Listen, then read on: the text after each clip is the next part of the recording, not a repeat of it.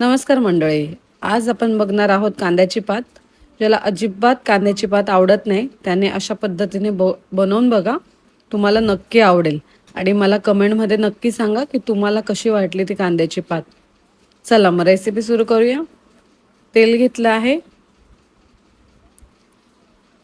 त्यानंतर आपण त्याच्यामध्ये जिरं टाकणार आहोत.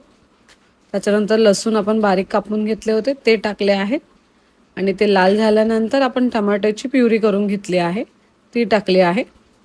थोडं तेल त्याला सुटायला लागलं का त्याच्यामध्ये आपण 1 चम्मच काश्मीरी लाल मिर्च टाकली आहे आणि 1 चम्मच तिखट लाल मिरच टाकली आहेत. त्याच्यानंतर थोडासा गरम मसाला टाकला आहे, धने पावडर आणि हळद टाकून सर्व आपण एकत्र करून घेणार आहोत. त्याच्यानंतर आपण जी कांद्याची पात धुवून घेतली होती व्यवस्थित बारीक कापून ती यात टाकणार आहोत आणि आपण डाळ भिजवली होती 4 ते 5 तास ती टाकणार आहोत.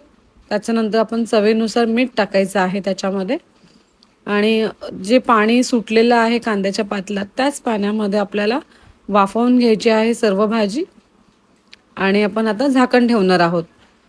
डाळ शिजेपर्यंत आपण शिजवून घ्यायची आहे भाजी. त्याच जे कांद्याच्या पातला पाणी सुटलं होतं त्याच्यामध्येच आपल्याला शिजवायचे आहे. मुगाची डाळला शिजायला जास्त वेळ लागत नाही.